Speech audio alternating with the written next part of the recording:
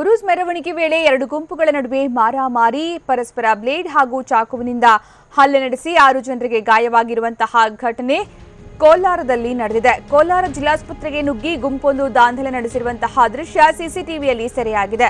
ಇನ್ನು ಏಜಾಜ್ ಅಹಮದ್ ಮತ್ತು ವಸೀಂ ಗುಂಪುಗಳ ನಡುವೆ ಈ ಮಾರಾಮಾರಿ ನಡೆದಿದೆ.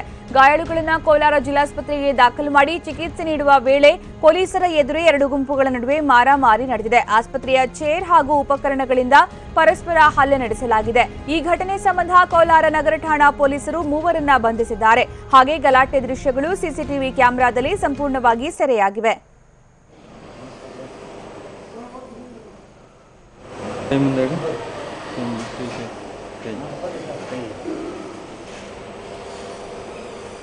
ಇದು ಉರೂಜ್ ಮೆರವಣಿಗೆ ವೇಳೆಯಾದಂತಹ ಒಂದು ಘಟನೆ. ಎರಡು ಗುಂಪುಗಳ ನಡುವೆ ಮಾರಾಮಾರಿ ನಡೆದಿರುವುದು, ಪರಸ್ಪರ ಬ್ಲೇಡ್ ಮತ್ತು ಚಾಕುವಿನಿಂದ ಹಲ್ಲೆ ನಡೆಸಿರುವ ಪರಿಣಾಮ ಗಾಯಗೊಂಡಂತಹ ಜನರು ಈಗ ಆಸ್ಪತ್ರೆಯಲ್ಲಿ ಚಿಕಿತ್ಸೆ ಪಡಿತಾ ಇರುವಂತಹ ದೃಶ್ಯವನ್ನು ನೋಡ್ತಾ ಇದ್ದೀವಿ. ಒಂದು ಕಡೆಯಲ್ಲಿ ಸಿಸಿಟಿವಿಯಲ್ಲಿ ರೆಕಾರ್ಡ್ ಆಗಿರುವಂತಹ ನಿನ್ನೆ ರಾತ್ರಿಯ ಒಂದು ಮಾರಾಮಾರಿಯ ದೃಶ್ಯ, ಇನ್ನೊಂದು ಕಡೆಗೆ ಗಾಯಾಳುಗಳು ಇವತ್ತು ಆಸ್ಪತ್ರೆಯಲ್ಲಿ ಯಾವ ರೀತಿ ಚಿಕಿತ್ಸೆ ಪಡ್ಕೊಳ್ತಾ ಇದ್ದಾರೆ ಅನ್ನುವಂತಹ ದೃಶ್ಯ. ಜಿಲ್ಲಾಸ್ಪತ್ರೆಗೆ ನುಗ್ಗಿ ಒಂದು ಗುಂಪು ದಾಳಿ ನಡೆಸಿದ್ರು ಕೂಡ, ಪೀಠೋಪಕರಣಗಳಿಂದ ಮಾರಕಾಸ್ತ್ರಗಳಿಂದ ಹಲ್ಲೆ ನಡೆಸಿದ್ರು ಕೂಡ ಪೊಲೀಸರಿಗೆ ಅಲ್ಲಿ ಏನು ಮಾಡೋದಕ್ಕೂ ಸಾಧ್ಯ ಆಗದೇ ಇದ್ದಂತಹ ಪರಿಸ್ಥಿತಿಯನ್ನು ಕೂಡ ನಾವೀಗ ಸಿಸಿಟಿವಿ ಕ್ಯಾಮೆರಾ ದೃಶ್ಯದಲ್ಲಿ ನೋಡಬಹುದು.